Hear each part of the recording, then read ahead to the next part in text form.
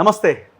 BC వాదం తెలంగాణలో చాలా పెద్ద ఎత్తున వినిపిస్తున్నది. ఖచ్చితంగా లోకల్ బాడీ ఎలక్షన్స్ లోపే కులగణన కంప్లీట్ చేయాలి. కామారెడ్డి డిక్లరేషన్లో భాగంగా కాంగ్రెస్ పార్టీ ఇచ్చిన హామీ 23% ఉన్న రిజర్వేషన్స్ని 42% పెంచుతాం. కొత్తగా 24,000 మంది బీసీలని ప్రజాప్రతినిధులుగా మేము చూస్తాం. ఆ రకంగా మేము తయారు చేస్తాం రిజర్వేషన్ల ద్వారా అని కాంగ్రెస్ పార్టీ కామారెడ్డి డిక్లరేషన్లో పొందుపరిచింది. సో ఇప్పుడు అక్కడక్కడ పొన్నం ప్రభాకర్ ఇంకొక ఆయన లోకల్ బాడీ ఎలక్షన్స్ లోపే మేము కులగణన చేస్తామని ఒక స్టేట్మెంట్ ఇచ్చారు.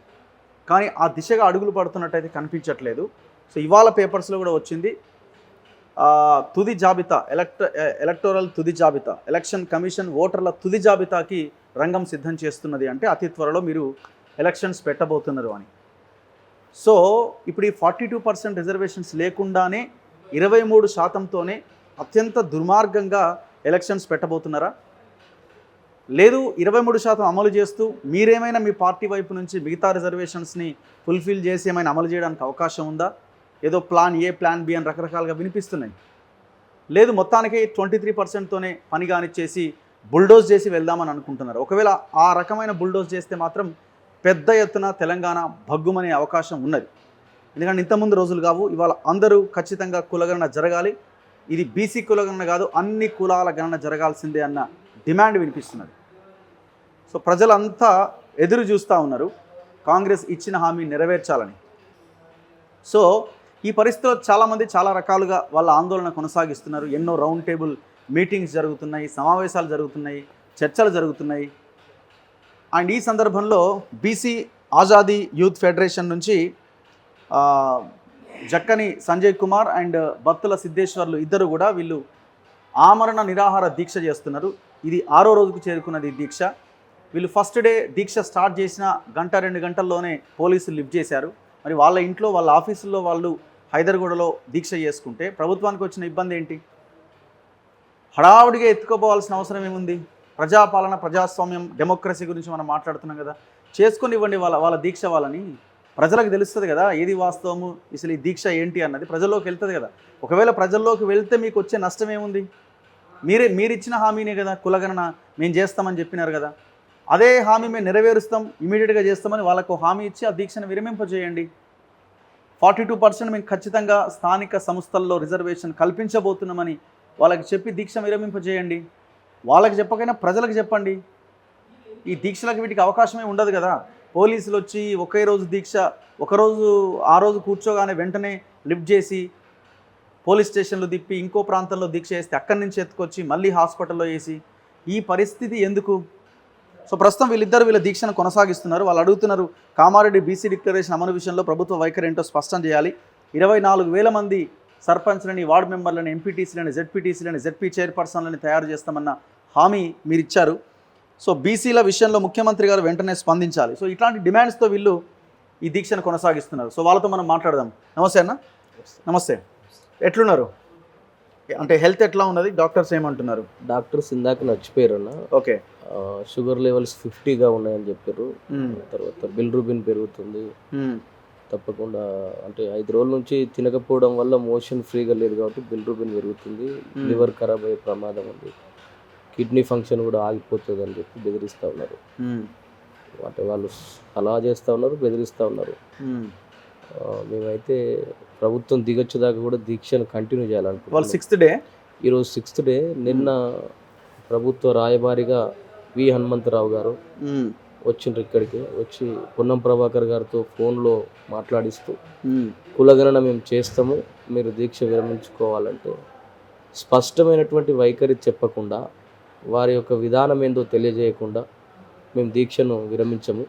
తెలంగాణ రాష్ట్రం ఇస్తా అని 2009లో చెప్పారు.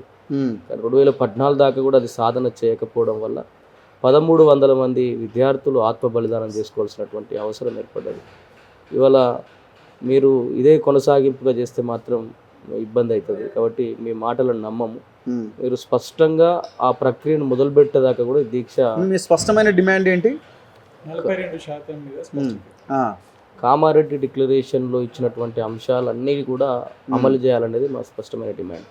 అందులో ప్రధానంగా మొన్న చూసిన మనం 20,000 కోట్ల రూపాయల బడ్జెట్ ప్రతి సంవత్సరానికి ఇస్తా అన్నారు. 9,000 కోట్లు ఇచ్చారు, 1,00,000 కోట్లు ఖర్చు పెడతాను, దాన్ని మోసం చేస్తూ ఉన్నారు. అందులో కులగణన చేస్తామన్నారు, వాళ్ళుగా కాలపరిమితి పెట్టుకొని. ఆ కాలపరిమితి ముగిసిపోయింది, ఇప్పుడు 9 నెలలు అవుతా ఉన్నది, అయినా కూడా ప్రభుత్వం స్పందించడం లేదు. మేము అనేక పోరాటాలు చేస్తూ ఉన్నాం గత 5 నెలల నుంచి, ప్రభుత్వం స్పందించడం లేదు. అలాగే లోకల్ బాడీస్లో 42% రిజర్వేషన్ పెంచుతామన్నారు. ఈ రాష్ట్రంలో దేశంలో జనాభాలో 60% పైగా ఉన్నటువంటి బీసీలము రాజకీయంగా, ఆర్థికంగా, అన్ని రంగాల్లో కూడా ఉద్యోగపరంగా ఇవాళ ఈడబ్ల్యూఎస్ రిజర్వేషన్ తోటి అనేక మంది బీసీ విద్యార్థులు, ఉద్యోగార్థులు అంతా కూడా నష్టపోయారు. ఇట్లా అన్ని రంగాల్లో కూడా వ్యాపారం చేసుకుందామంటే కావాల్సినటువంటి వసతులు కానీ, లోన్లు ఇచ్చే మెకానిజం కానీ లేని పరిస్థితి. వీటన్నిటిని కూడా రూపుమాపాలంటే బాబాసాహెబ్ అంబేద్కర్ గారు చెప్పినట్లుగా political power is master key అనేది, ఆ పొలిటికల్ పవర్ను స్థానిక సంస్థల నుంచే సాధించుకోవాలా. మేము అడిగేటువంటి డిమాండ్ కూడా కాదు, కాంగ్రెస్ పార్టీ తమకు తాముగా పీసీసీ కమిటీ తీర్మానం చేసుకొని ఎలక్షన్ మేనిఫెస్టోకి వచ్చినటువంటి అంశము. ఒక పక్క ఇక్కడ ఈ అంశం ఇచ్చి ఓట్లు వేయించుకొని ముఖ్యమంత్రి అయినాడు. రెండవదిగా వాళ్ళ పార్టీ అధినేతగా ఉన్నటువంటి లీడర్ ఆఫ్ ద అపోజిషన్ ఉన్నటువంటి రాహుల్ గాంధీ కూడా ఇదే విషయాన్ని పదే పదే నొక్కి చెప్తా ఉన్నాడు.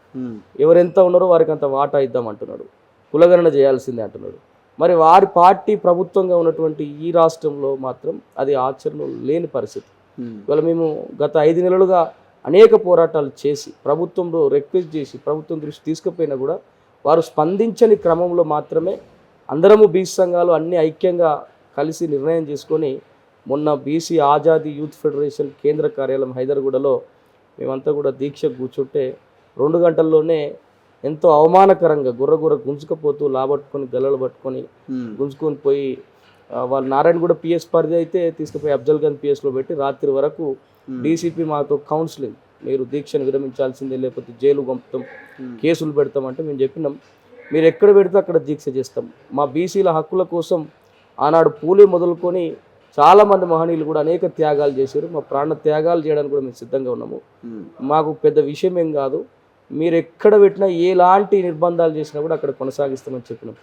చివరకు వదిలేసి ఎల్బీ నగర్లో చేస్తే 2వ రోజు చేస్తున్న క్రమంలో అక్కడ వదిలిపెట్టారా? అక్కడ వదిలిపెట్టినారు. అక్కడ నుంచి వదిలిపెడితే 2వ రోజు మళ్ళీ ఎల్బీ నగర్లో ఇప్పుడు మా ఆఫీస్ ఇక తాళం వేసి కిరాయిది ఆ ఓనర్లను బెదిరించి తాళం వేసేసినారు.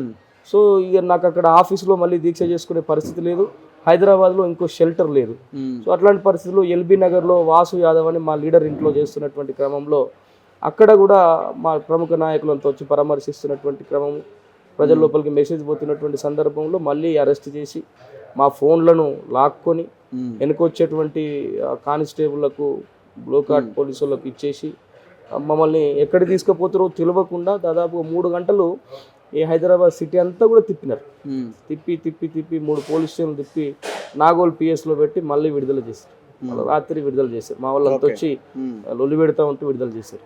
ఇక 3వ రోజు అన్న ఇంట్లో అక్కడ ఆఫీస్లో డిస్టర్బ్ చేసినారు, అయిపోయింది. 2వ రోజు వాసు యాదవ్ ఇంట్లో ఎల్బీ నగర్లో చేస్తుంటే అక్కడ డిస్టర్బ్ చేసినారు. అక్కడ ఉండేటువంటి ఆ అపార్ట్మెంట్ కమిటీ వాళ్ళతో ఆయనకు గొడవ, సొంత ఇల్లే అయినప్పటికీ ఆయనకు గొడవ, పోలీసులు వచ్చి చాలా గొడవ జరిగింది. అక్కడ మమ్మల్ని లాక్కపోతున్నటువంటి క్రమంలో చాలా గొడవ జరిగింది. అక్కడ కూడా డిస్టర్బ్ చేసిన క్రమంలో 3 గంటలు టౌన్లో తిప్పి ఇబ్బంది పెట్టి చేస్తే 3వ రోజు అన్న వాళ్ళ ఇంట్లో చర్చిగాగిల్లపూర్లో దీక్ష చేస్తున్న క్రమంలో ఆర్ కృష్ణ ఇతర బీసీ సంఘ నాయకులంతా కూడా మాకు సంఘీభావంగా వచ్చి సాయంత్రం దాకా కూర్చున్న తర్వాత దాదాపు ఒక 100 మంది పోలీసులు మా మీద యుద్ధంకి వచ్చినట్టుగా వచ్చి తీసుకొచ్చి గాంధీ హాస్పిటల్లో జాయిన్ చేశారు. మూడో ప్లేస్ కూడా భగ్నం తీసుకొచ్చి గాంధీ హాస్పిటల్లో పెట్టినటువంటి ప్రభుత్వము కనీసం మాకు బెడ్ ఏర్పాటు చేయలేని పరిస్థితి. మమ్మల్ని అవమానకరంగా కింద నేల మీద పడుకున్నాం. మొదటి రోజు కింద పడుకున్నాం, నేల మీద పడుకొని మేము మా దీక్షను కంటిన్యూ చేస్తున్న క్రమంలో 2వ రోజు ఎంఎం వార్డ్ ఏదో షిఫ్ట్ చేస్తే మళ్ళీ మా నాయకులు ఆర్ కృష్ణయ్య, జాదుల సీనన్న తదితర నాయకులంతా కూడా వచ్చి రాజారాం యాదవ్, మేకపోతుల నరేందర్, కేవి గౌడు, చాలామంది పిడికిల రాజు, ఇట్లా చాలామంది వచ్చి మాట్లాడి, చిరంజీవులు ఐఏఎస్ గారు కూడా వీళ్ళంతా కూడా వచ్చి మాట్లాడితే మళ్ళీ ఇక్కడికి మేము ఇక్కడ ఉన్నటువంటి దగ్గర షిఫ్ట్ చేసినారు. దీక్ష కంటిన్యూ అవుతున్నది. ఈ క్రమంలో నిన్న విహెచ్ గారు వచ్చి నువ్వు దీక్ష విరమించుకోవాలంటాడు. స్పష్టమైనటువంటి విధానం కాంగ్రెస్ పార్టీకి లేదు. బీసీల విషయంలో మోసం చేస్తే బీసీలు ఏం చెయ్యరు, బీసీలకు చేత కాదు, బీసీలు ఉద్యమాలు చేయలేరు అనుకుంటున్నారు. కానీ నేను అంటా ఉన్నా, స్వాతంత్ర పోరాటం మొదలుకొని స్వాతంత్ర పోరాటంలో, రజాకారుల పోరాటంలో, సాయుధ పోరాటాలలో తెలంగాణ సాధించుకున్నటువంటి పోరాటంలో కూడా కొట్లాడింది మా బీసీలో. తప్పకుండా కూడా బీసీల కోసం బీసీలు పోరాడేటువంటి రోజు వచ్చింది. ఇలా నేను ముఖ్యమంత్రి గారిని రిక్వెస్ట్ చేసేటువంటి క్రమంలోనే ఉన్నాం. మాకు మేముగా ఆమర దిశ చేస్తూ ఉంటే ఇంత డిస్టర్బ్ చేసినారు. పాయింట్ ఏంటంటే ఇప్పుడు వాళ్ళు చెప్తున్నారు కదా, మొన్న కూడా పొన్నం ప్రభాకర్ ఒక స్టేట్మెంట్ ఇచ్చినట్టున్నాడు, లోకల్ బాడీ ఎలక్షన్స్కి ముందే మేము కులగణన స్టార్ట్ చేస్తామని ఏదో స్టేట్మెంట్ వచ్చినట్టు. ఇక్కడ రెండు అండ్ ప్లాన్ బి ఏదో చెప్తున్నారు, ఒకవేళ 23% ఉన్నా మిగతా పార్టీలకు కూడా కొంత వాళ్ళలో కూడా మేల్కొల్పు వచ్చేలాగా మేమే ఇస్తాం మిగతా సీట్లని పార్టీ వైపు నుంచి అని ఒక స్టేట్మెంట్ వచ్చింది. ఈ రెండు ప్రతిపాదనలకు కూడా రెండు అంశాలు ఉన్నాయి. కులగణన అనేది ఒక అంశము, కామారెడ్డి డిక్లరేషన్ ప్రకారం కులగణన చేయడం ఒక అంశము, స్థానిక సంస్థల్లో చట్టబద్ధంగా రిజర్వేషన్లు పెంచడం ఒక అంశం. ఇవాళ ఉదయపూర్ డిక్లరేషన్ చేసారు వాళ్ళు ఎంపీ ఎలక్షన్స్కి ముందు. ప్రతి ఎంపీ కాన్స్టిట్యున్సీలో టికెట్లు ఇవ్వాలంటే అవి కూడా తెలంగాణలో మోసం జరిగిపోయింది. ఈ కామారెడ్డి డిక్లరేషన్ విషయంలో కూడా వాళ్ళు చేస్తున్న అధికారంలోకి వచ్చిన తర్వాత అధికారికంగా చేస్తామన్నారు తప్ప వాళ్ళు ఏదో పార్టీ తరఫున ఇవ్వడానికి కాదు. ఒకవేళ పార్టీ తరఫున ఇవ్వాలంటే ముఖ్యమంత్రి రాజీనామా చేసి నీ పార్టీని నడుపుకో, ప్రభుత్వానికి కాదు. ఇవాళ బీసీలు ఓట్లు వేస్తే బీసీల త్యాగాల మీద తెలంగాణ ఏర్పడ్డది. ఆ బీసీలు ఓట్లు వేస్తే నువ్వు ఇలా ముఖ్యమంత్రి అయినావు. ఇవాళ బీసీలను మోసం చేసేటువంటి ప్రయత్నం చేస్తే మాత్రం ఇది తగదు. తప్పకుండా కూడా రాబోయేటువంటి బీసీ ఉద్యమ ఉప్పెనలో 3 కోట్ల మంది బీసీలంతా కూడా ఉద్యమం చేస్తే కనుక, గర్జిస్తే కనుక ఆ ఉద్యమ ఉప్పెనలో రేవంత్ రెడ్డి లాంటి వాళ్ళంతా కూడా కొట్టుకపోవాల్సి వస్తుంది. సో ఇప్పుడు పాయింట్ ఏంటంటే వాళ్ళు ఏమంటారు, 50% సుప్రీంకోర్టు సీలింగ్, 50% మించి ఏం చేయాలన్నా సైంటిఫిక్ డేటా సుప్రీంకోర్టు ముందు పెట్టాలి, ఆ రిజర్వేషన్లు అమలు చేయాలి, అది కులగణన ద్వారా అది సాధ్యమవుతుంది. లోకల్ బాడీ ఎలక్షన్స్ ఇప్పుడు పెట్టకపోతే కేంద్ర నిధులు రావు, ఇప్పటికీ ఆలస్యం జరిగింది, ఇవన్నీ ఒకవైపున ఉన్నాయి. వాళ్ళు చెప్తున్న మాట చెప్తున్నాను. సో ఈ సిచ్యువేషన్లో మీరు ఎలక్షన్స్ పెట్టకుండా అంటే అంత తొందరగా ఇప్పుడు మీకు 23% నుంచి 42% చేయడం సాధ్యం కాదు అన్నది వాళ్ళ వెర్షన్. ఇప్పుడు పార్టీ మేనిఫెస్టోగా పెట్టినటువంటి అంశము ప్రభుత్వం వచ్చినటువంటి డే 1 నుంచి వాళ్ళు ప్రక్రియ చేసుకోవాలా. 8 నెలలు కాలయాపన చేయమన్నది ఎవరు? మేము కాదు కదా. మీరు ఒకవేళ మీరు ఇచ్చిన మాట ప్రకారంగా పని చేసుకుంటూ పోతే బీసీలంతా మిమ్మల్ని ప్రశంసించేటోళ్ళు మీ వెనుక ఉండేవాళ్ళు. మీకు మీరుగా కాలయాపన చేసి ఉన్న పలంగా అటహాసంగా అతి త్వరగా ప్రతి కార్పొరేషన్ ఫిల్ చేసి రెడ్లకు ఇస్తావు, ప్రతి నామినేటెడ్ పదవులను మీ సామాజిక వర్గానికి ఇస్తావు, ఐఏఎస్ ఐపీఎస్లలో పెద్ద పోస్టులను పవర్ఫుల్ పోస్టులన్నీ కూడా మీ సామాజిక వర్గానికి అంటగడతావు, అప్పచెప్తావు. అంటే ఈ రాష్ట్రాన్ని రెడ్లమయం చేయాలనుకుంటున్నాడు ముఖ్యమంత్రి రేవంత్ రెడ్డి గారు. కాబట్టి మేము చేసినటువంటి కాలయాపన కాదు ఇది. ఒకవేళ నిధులు ఆగనివ్వండి. 77 ఏళ్ల స్వతంత్ర భారతదేశంలో బీసీలము కోట్ల రూపాయలు కోల్పోయినాం. ఇవాళ ఈ దేశంలో 60% ఉన్నటువంటి మేము పన్నులు కడుతూనే ప్రభుత్వాలు నడుస్తున్నాయి. 60% ఉన్నటువంటి ప్రజలకు ఏ బడ్జెట్ ఇచ్చినా కూడా బిస్కెట్లు కొనుక్కునే పరిస్థితి లేదు. మేము మా పన్నుల పైసలంతా, మా శ్రమంతా, బీసీల శ్రమంతా ప్రభుత్వము వివిధ పథకాల రూపంలో దోచుకుంటున్నది. ఇవాళ ఒకరోజు ఆగిపోతే మాకు బాధ ఏం లేదండి. తప్పకుండా బీసీల రాజ్యం రావాల్సిందే. దానికోసం కామారెడ్డి డిక్లరేషన్ అమలు చేయాల్సిందే. లోకల్ బాడీ సర్పంచ్ మొదలుకుంటే మాకు ఒక బలం వస్తుంది. ఈ ఉద్యమానికి మా నాయకులు సర్పంచులు కావాలా. ఇలా ముఖ్యమంత్రి నువ్వే అయినవు, మంత్రివర్గంలో మీరే ఉన్న ఆప్షన్ ఏం కనిపిస్తుంది? ప్రభుత్వం ఆలస్యం చేసింది, డిలే అయ్యింది, పోయిన సమయాన్ని తిరిగి తేలేం. ఆప్షన్ ఏం కనిపిస్తుంది? మీరు ఏమైనా ఆప్షన్ సూచిస్తారా ప్రభుత్వానికి ఇట్లా చేయండి అని? ఈ రాష్ట్రంలో కులగణన చేయడం పెద్ద విషయం ఏం కాదండి. ఈ రాష్ట్రంలో ఇదివరకు సమగ్ర కుటుంబ సర్వే ఒక్కరోజు నిర్వహించినటువంటి చరిత్ర ఈ రాష్ట్రానికి ఉన్నది, రాష్ట్ర అధికారులకు ఉన్నది. వారు కనుక నిజంగా చిత్తశుద్ధితో పనిచేయగలిగితే ఒక్క రోజులో చేయొచ్చు, లేదంటే 15 రోజులలో చేయొచ్చు. చేసిన తర్వాత దాన్ని ఏ విధంగానైతే లీగల్గా చేసుకోవాలా. ఇది హామీ ఇచ్చే ముందు ఆలోచన చేసుకోరా. సుప్రీంకోర్టు సీలింగ్ ఉన్నది, కోర్టులో సీలింగ్ ఉంది, 50% రిజర్వేషన్ దాటొద్దు అని. మీకు సాధ్యమైతే మోడీ గారితో కొట్లాడి 9th షెడ్యూల్లో పెట్టియండి. లేదంటే మీరు ఏ విధంగా చేస్తారో చేయండి. మీరు చిత్తశుద్ధితో పనిచేయాలనుకుంటే ఒక రోజులో కూడా చేయొచ్చు ఈ రాష్ట్రంలో కులగణన. కానీ ప్రభుత్వం దాటవేసేటువంటి ప్రయత్నం చేస్తూ ఉంది, మొండి వైఖరి ప్రదర్శిస్తూ ఉన్నది, మమ్మల్ని అణచివేసేటువంటి ప్రయత్నం చేస్తూ ఉన్నది, మమ్మల్ని అవమానపరిచింది. మేము ఈ 5 రోజులుగా అనేక అవమానాలు ఎదుర్కొన్నాం, అణచివేతలను ఎదుర్కొన్నాం, నిర్బంధాన్ని ఎదుర్కొన్నాం. కానీ మా దీక్షను ఆపము, మా ప్రాణం పోయినా పర్లేదు. ఇవాళ నేను రేవంత్ రెడ్డి గారిని ఒకటే డిమాండ్ చేస్తూ ఉన్నా, ఒకవేళ ఇదే మొండి వైఖరితోటి నువ్వు ఉద్యమం ఈ ఎలక్షన్స్ కనుక నడిపిస్తే ఉద్యమం అయితే ఆపము. మీరు ఒకవేళ ఇట్నే పోతే మా ప్రాణాల మీద, మా శవాల మీద ఎలక్షన్ చేసుకోవాల్సి వస్తుంది. ఆ తర్వాత ఏం జరుగుతుందో వారే గమనించుకోవాలి. పాయింట్ 6 రోజులు అయిపోయింది, అంత పెద్ద ఒక మూమెంట్ అనేది ఎక్కడ కనబడట్లేదు. బీసీలు నిద్రపోయిరా, లేకపోతే బీసీ సంఘాలు నిద్రపోయినాయా? సరే వస్తుండొచ్చు, మిమ్మల్ని పరామర్శిస్తుండొచ్చు, కానీ బయట మూమెంట్ ఏది? బయట ఇంకొకటి, ఏ పార్టీ కూడా ఏం రెస్పాండ్ అవ్వట్లేదే. ఏదన్నా ఒక లీడర్ మీ దగ్గరకు వచ్చి పరామర్శించిపోవచ్చు, బీజేపీ లీడర్ కావచ్చు, బీఆర్ఎస్ లీడర్ కావచ్చు, లేకపోతే కాంగ్రెస్ లీడర్ కావచ్చు. మూమెంట్ ఏది అంటున్నాను నేను. మూమెంట్ తప్పకుండా ఉందన్న. బీసీ లోపల చాలా చైతన్యం ఉంది. ఈ అంశము రాష్ట్ర స్థాయిలో కూడా పెద్ద ఎత్తున చర్చ జరుగుతున్నటువంటి క్రమం ఉన్నది. బీసీలంతా కూడా కదులుతూ ఉన్నారు. ఇవాళ ప్రతి రోడ్డు మీదకి రావాల్సినటువంటి అవసరమే లేదు. బీసీలు బుద్ధి చెప్పాలనుకుంటే వాళ్ళ చేతిలో ఉన్నటువంటి ఓటేజాలు, వాళ్ళ చేతిలో ప్రజలు రాలేదు అనుకుందాం, లీడర్లు మీ సంఘాలు ఏమైనా అంటున్నాను నేను. చాలా మంది మాకు భద్రతగా ఉన్నారు. చాలా మంది నిర్బంధిస్తున్నారు సార్. గవర్నమెంట్ కూడా అనుకుంటుంది ఇలాంటివి చాలా లైట్, ఇలాంటి ఎన్నో జరిగినాయి మీటింగ్లు. ఎవరైతే పోరాటం చేయాలని నిర్ణయించుకొని ముందుకు వస్తున్నారో వారిని నిర్బంధం చేస్తూ ఉన్నారు, వాళ్ళు అరెస్ట్ చేస్తూ ఉన్నారు. నిన్న సెంట్రల్ కోర్టు హోటల్లో ఆల్ పార్టీ మీటింగ్ జరిగింది ఈ అంశం మీదనే, మా నిరాహార దీక్ష అమర దీక్ష అంశంలో. చాలా మంది నాయకులు వస్తున్నటువంటి క్రమంలో వాళ్ళని కూడా ఇబ్బంది పెట్టినారు. అదేవిధంగా కార్యక్రమాలు తీసుకోవాలని ముందుకు పోతున్న వారందరినీ కూడా నిర్బంధం చేసేటువంటి ప్రయత్నాలు చేస్తూ ఉన్నారు. ఎన్ని నిర్బంధాలు చేసినా ఈ ఉద్యమాన్ని అయితే ఆపలేరు. బీసీలు ఐక్యంగా ఉన్నాం, చైతన్యంగా ఉన్నాం, వస్తాం, రోడ్ల మీదకి కూడా వస్తాం. తప్పకుండా ఉద్యమం జరుగుతుంది.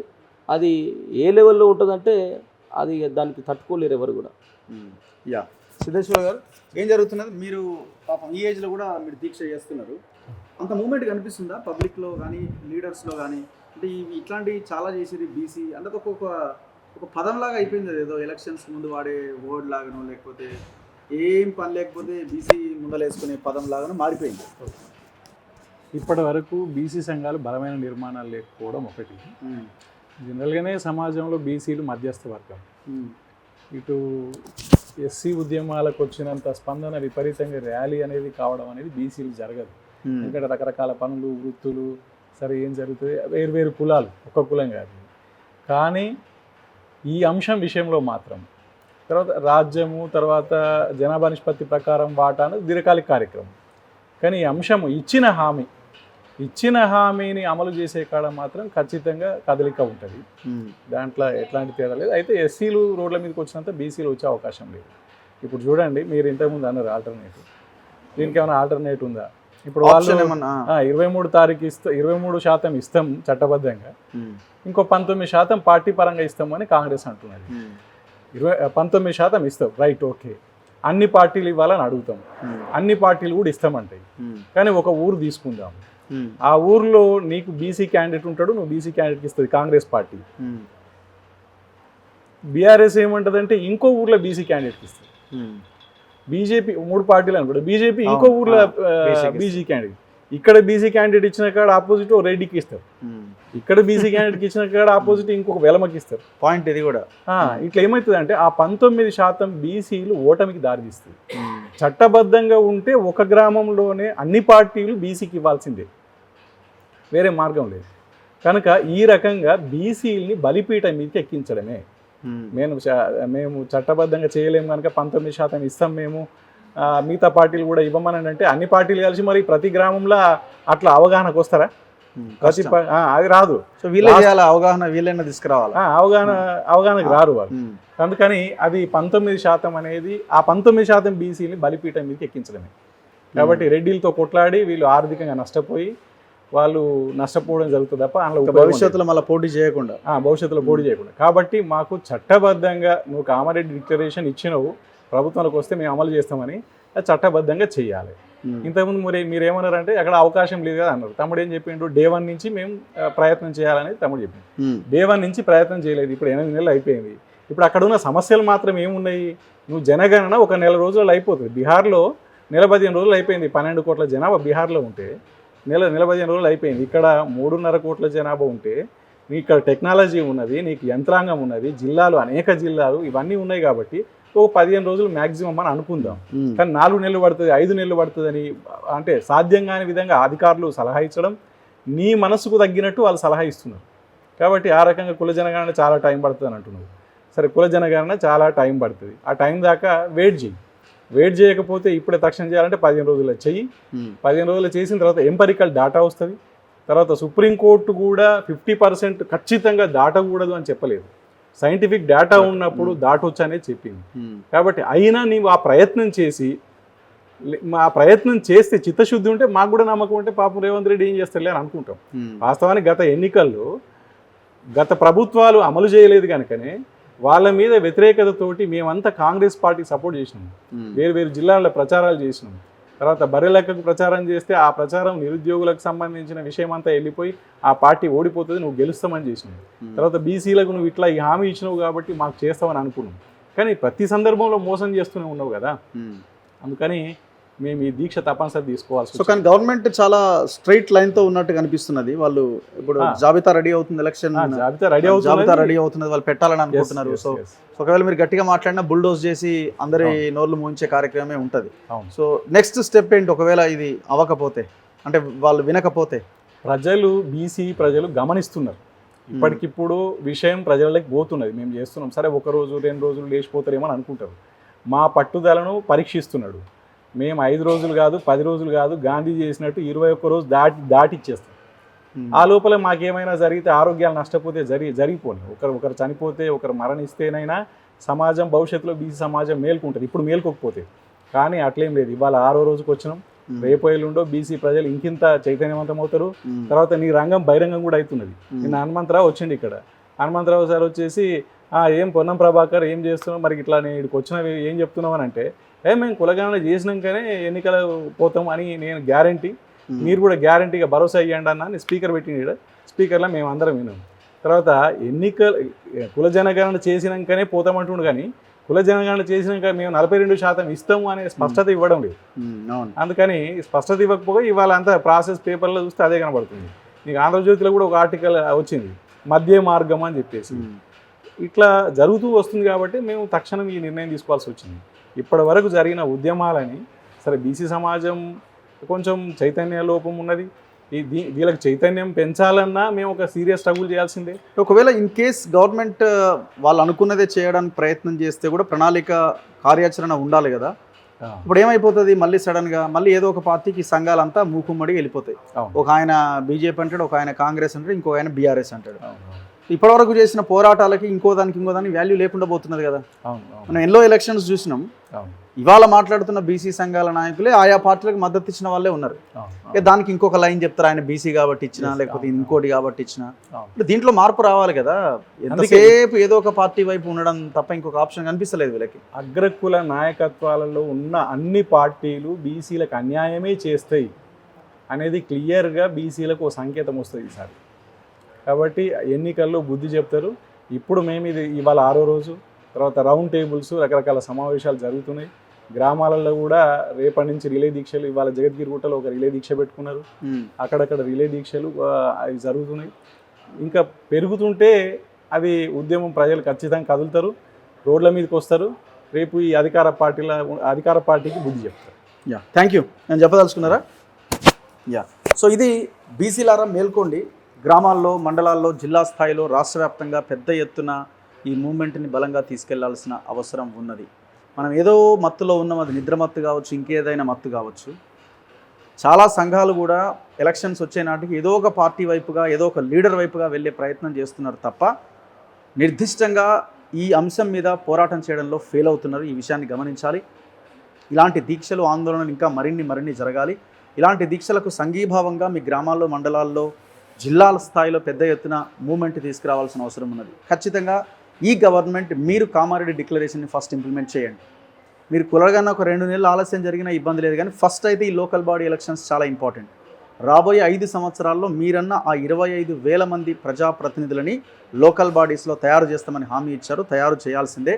అండ్ ఇంకొకటి, వీళ్ళు ఇచ్చినా ఇవ్వకపోయినా ఇంకేదన్నా చేసినా మనం అనుకోవాల్సింది ఏంటంటే, అన్ని గ్రామాల్లో, మండలాల్లో, జిల్లాల్లో ఉన్న మీరు ఎంపీటీసీ కావాలనుకున్న వాళ్ళు, సర్పంచ్ కావాలనుకున్న వాళ్ళు, వార్డు మెంబర్ కావాలనుకున్న వాళ్ళు, జెడ్పీటీసీ కావాలనుకున్న వాళ్ళు, మీరంతా కొంత ఆర్థికంగా బలంగా ఉన్నవాళ్ళు, ప్రజల్లో మంచి పేరు ఉన్న ఎవరైతే బీసీ నాయకులు ఉంటారో గ్రౌండ్ లెవెల్లో, వాళ్ళంతా పోటీకి సిద్ధంగా ఉండండి.